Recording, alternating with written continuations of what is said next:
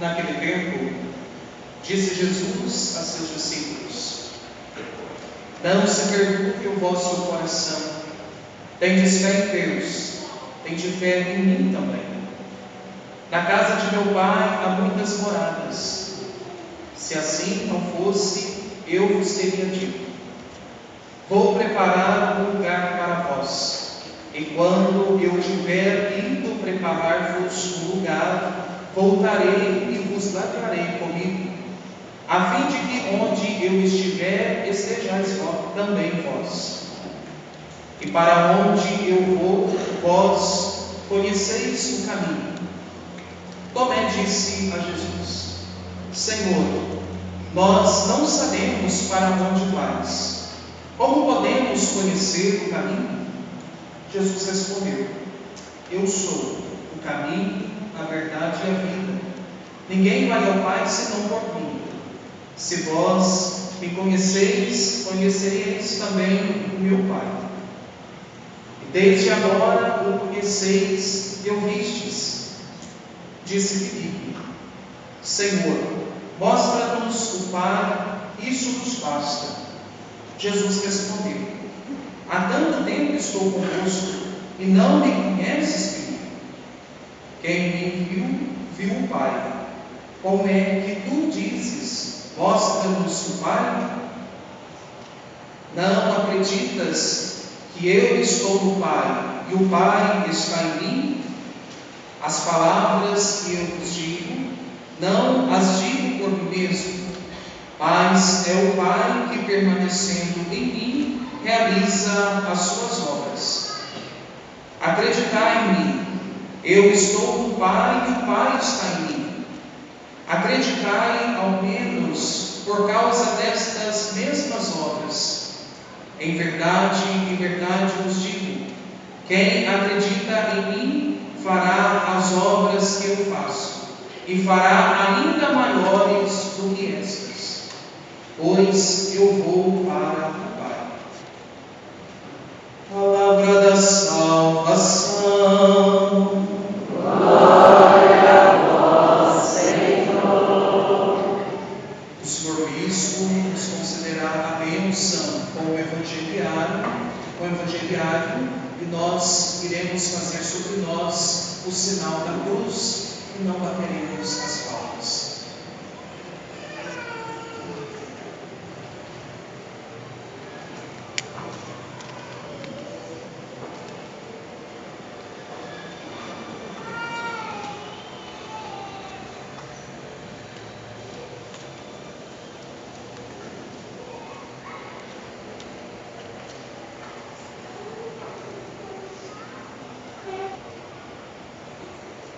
Dom Walter, mais uma vez quero apresentar ao Senhor, como pastor dessa igreja diocesana, todos esses adolescentes que passaram pelo itinerário da formação da catequese e se colocam hoje com o coração aberto, disponíveis para receber a imposição de nossas mãos e também o Santo Cristo, para que eles possam reavivar a sua fé e possam perseverar no testemunho na igreja de nosso Senhor.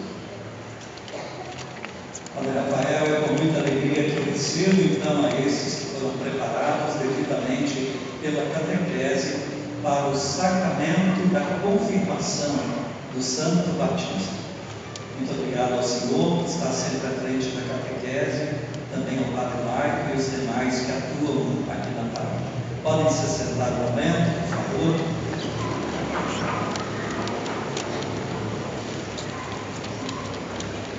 Nós somos a Igreja de Jesus Cristo. Vamos dizer isso? Nós somos a Igreja de Jesus Cristo. Essa é uma consciência que a gente precisa cada vez mais deixar crescer dentro de nós. A segunda leitura, São Pedro, na sua carta, disse isso: vocês são a nação santa, o povo escolhido, o povo sacerdotal, para fazer acontecer no meio do mundo a vontade de Deus, que é necessariamente na sua igreja que se dá. A igreja é no mundo sinal do reino de Deus. É ela que fermenta o mundo, é ela que é sal da terra, é ela que é luz do mundo. Nós somos esta igreja.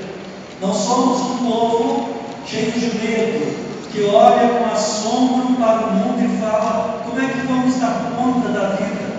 A gente não é um povo que abaixa a cabeça e fala: estou abatido porque há problemas na minha vida e eu não sei como enfrentá-los. A gente não é um povo que pensa até em tirar a própria vida porque perdeu o sentido das coisas. Não, nós somos um povo que foi conquistado lá na cruz. Quando Jesus morreu ali, Ele tirou a gente a dívida dos nossos pecados, os nossos medos, as nossas inseguranças, as nossas indecisões. São Paulo fala assim que o inimigo de Deus, por causa dos nossos pecados e do mal que entrou no mundo por causa do pecado, contraria um pouco se fosse uma grande dívida que pairava sobre a humanidade. Era uma coisa terrível que não parecia ter solução. Como que a gente se livra do pecado?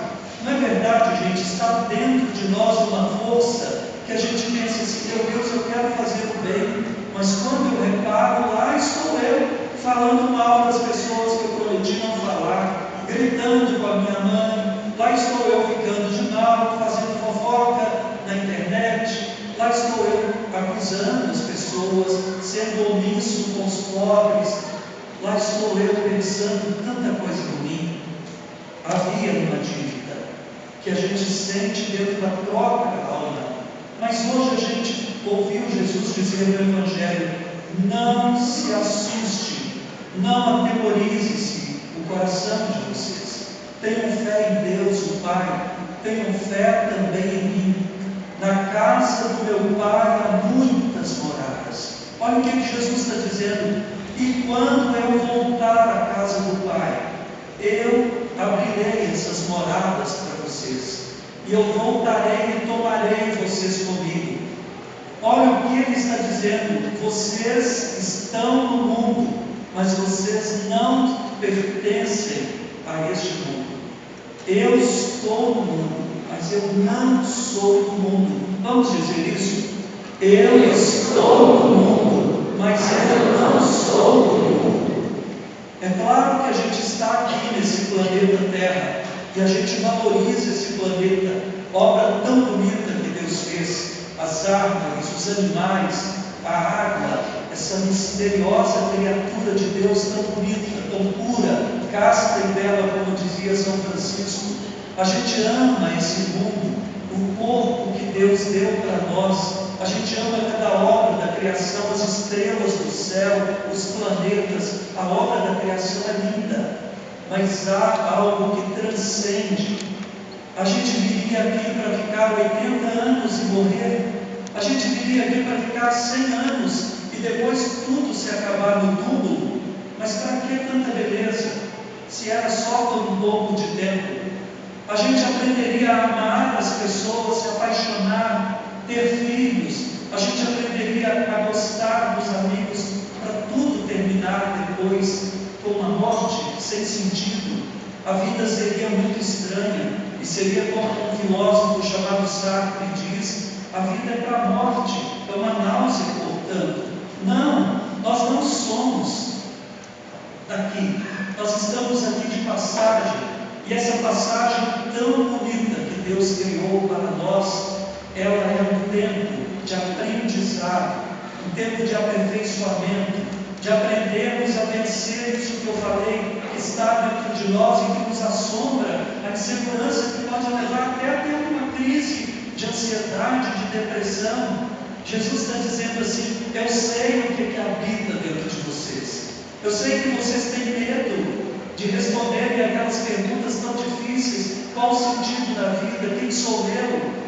Por que a dor? Por que a morte? Por que o sofrimento, sobretudo dos inocentes? Eu sei que isso tudo assombra vocês, mas olha o que Jesus está dizendo: não se atemorize o coração de vocês. Tenham fé no Pai, tenham fé em mim. Eu estou indo preparar para vocês a morada definitiva, e vocês vão ver que valeu a pena cada coisa que vocês viveram. Cada dia que vocês estudaram matemática, e é terrível muitas vezes.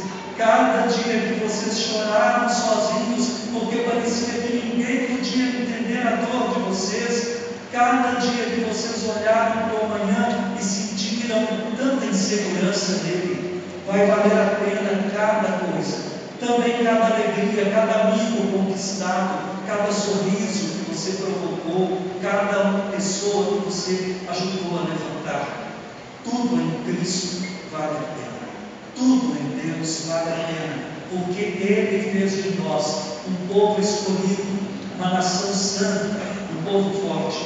Esta é a Igreja de Cristo, que atravessa esse mundo crendo no bom pastor. Lembram daquele salmo tão bonito que a gente canta? Ainda que eu passe pelo vale da sombra da morte, eu não terei medo, porque estás comigo. Tu passas comigo, e um dia o Senhor vai passar comigo lá naquele momento em que ninguém vai poder passar, e que eu terei que passar sozinho, porque chegou a hora de eu passar desse mundo para o Pai. Tu passarás comigo e eu não precisarei temer, porque tu és o meu pastor. Irmãos, esta é a nossa fé. Esta é a nossa fé. Mas a gente fica pensando assim, meu Deus, essa fé parece uma coisa tão inatingível. Parece que Jesus fala coisas tão lindas, mas impossíveis de viver. Não são impossíveis de viver. A primeira leitura desses domingos, não sei se vocês estão prestando atenção, e também nos dias de semana, fala da igreja do começo. Logo quando Jesus foi para o céu e a igreja começou a existir. Irmãos, essa igreja é retratada, e vale a pena a gente ler, está no livro dos Atos dos Apóstolos. Era uma igreja tão pequenininha, uns 12 apóstolos e mais um tanto de gente ali que caminhava com Jesus e que vivia num país muito pobre, dominado pelos romanos, como a gente sabe, a Judéia. Era um tempo tão duro, de cruzes, de leões, de gente jogada viva, crucificada, queimada. Era um tempo tão violento, mas aquele povo fez uma diferença. Aquele pessoal constituiu uma igreja tão forte, e eles se amavam de um modo tão bonito, que logo aquela igreja pequenininha começou a atrair gente. Eles olhavam para eles e falavam, mas que brilho é este que eles trazem no olhar? Que a gente, por mais que tenha tudo, até os romanos que tinham tudo, que moravam na maior potência do mundo daquele tempo, e que viviam aquela vida dissoluta, de prazeres sem fim, eles olhavam para os cristãos e falavam, por mais que eles sofram, essa gente tem um brilho que a gente não tem. A gente se diverte tanto, mas quando acaba a diversão, não fica a alegria. E a alegria deles, pelo contrário, não depende de tanta diversão. É uma coisa que eles trazem dentro da alma deles.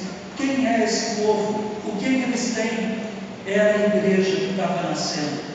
A igreja que, como ouvimos na leitura de hoje, se importava com os pobres, com as viúvas, com os órfãos, que eram as categorias mais sofridas daquele tempo.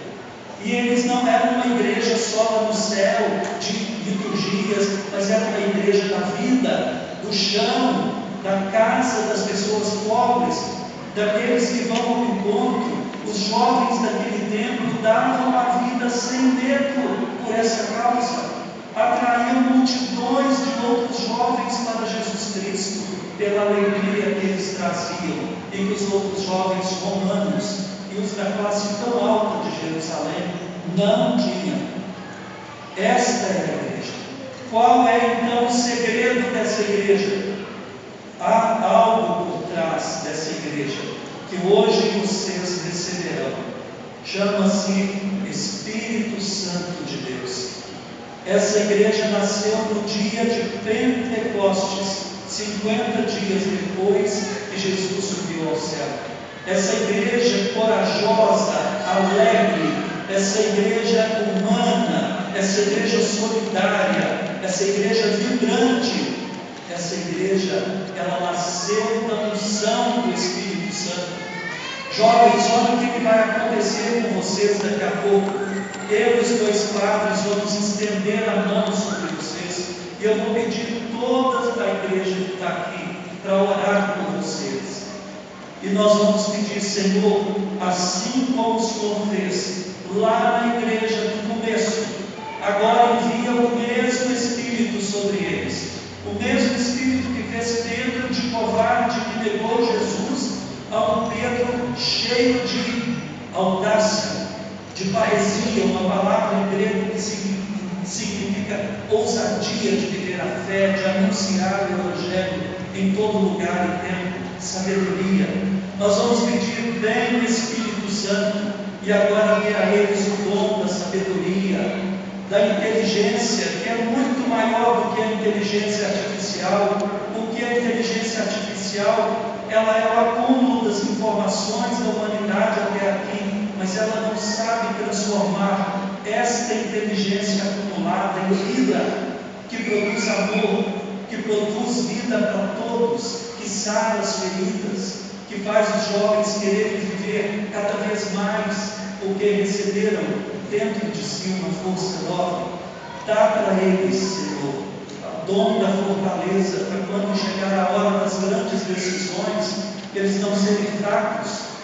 Para aqueles que vão se casar um dia, não viverem como o mundo, que ri do casamento, dizendo assim: isso é só o tempo dos nossos avós, hoje ninguém mais continua casado a vida inteira, nem pelo menos nem casa da igreja, nem precisa.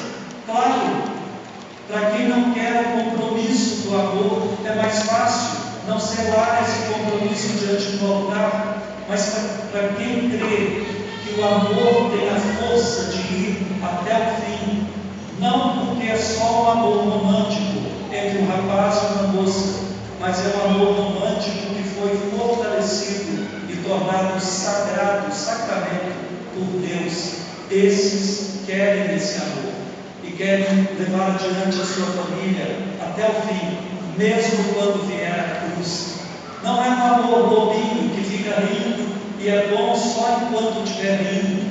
Não, mas é um amor que sabe chorar também junto. É um amor que sabe tomar a dor do outro, que sabe suportar o outro que não é perfeito. É esse amor que Deus deseja para você. Não uma paixãozinha cantada pelas músicas rasas do nosso tempo, que propõe, enquanto dure o prazer sexual e muita bebida, tudo é bom. Não, isso é muito raso e pequeno para nós que somos humanos, portadores de uma dignidade, de uma grandeza tão imensa. Hoje vocês receberão a força de serem a igreja do século XXI. Será que vocês serão como a igreja do século I? Primeiro? Será que serão? Será que no século 22 eles falarão assim, a igreja daqueles que foram crismados, que passaram pelo Pentecostes, naquele sábado, lá em Nepomuceno, aquela igreja, nós somos herdeiros deles, daqueles jovens, nação santa, povo escolhido.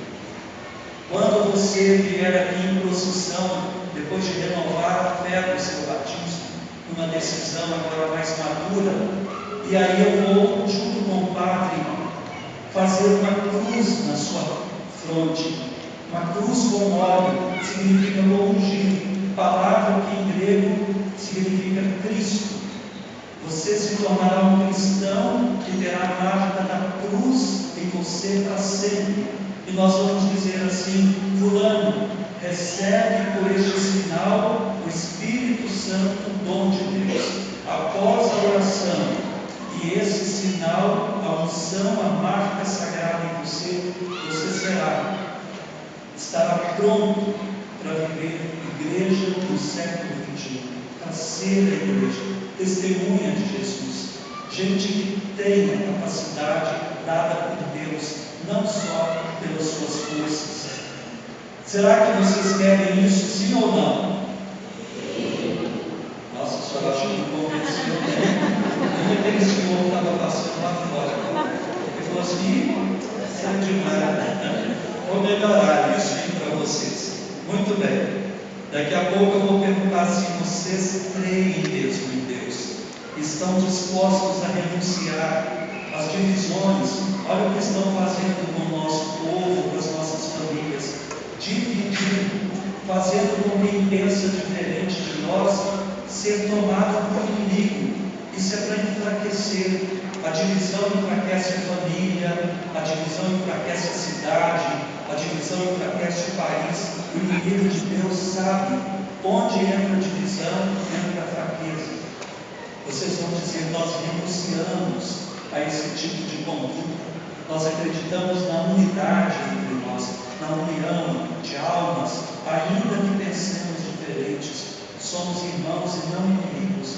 Nós respeitamos os outros que pensam diferentes e mantemos a unidade. Não somos um povo a ser dominado e manipulado. Daqui a pouquinho eu vou perguntar: vocês renunciam a buscar ajuda no mal? Quando a coisa ficar difícil para você, renuncia a Satanás. Porque imagine um menino que fala assim: olha, eu ganho tanto para trabalhar em tal lugar, mas o traficante me oferece 10 vezes mais. É um dinheiro muito mais fácil. E vocês vão dizer: eu renuncio ao dinheiro manchado de sangue do tráfico. Eu renuncio a caminhos fáceis. Eu renuncio a interpretações levianas sobre o ser humano, que faz o ser humano ser o que ele quiser, como se ele não fosse criado por Deus, com identidade, para ele ser imagem e semelhança de Deus. Eu não serei nada diferente do que Cristo, caminho, verdade e vida, e diz que Deus o Pai me criou para ser. Vocês vão dizer: eu renuncio a tudo que possa me afastar do seguimento de Cristo. Vou perguntar então mais uma vez, vamos ver se vocês me convencem, ou se eu posso fazer a barra ali, falar assim: olha, eu volto daqui a um ano. Vocês estão dispostos a serem esses cristãos, sim ou não? Sim! Nossa, só graças a Deus. Eu vou dizer: tem um lugar por aí que a gente vai celebrar a missa, gente. Pessoa passaram 5 minutos, ela no relógio e fala assim: ai meu Deus, será que vai demorar muito? 5 minutos. Então nós vamos cantar com o coral, nós vamos rezar.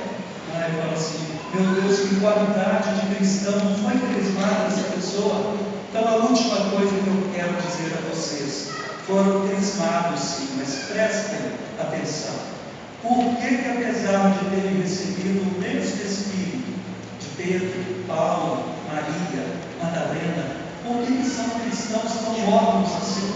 Porque tem uma coisa muito séria: eles não receberam a Eucaristia todos os finais de semana.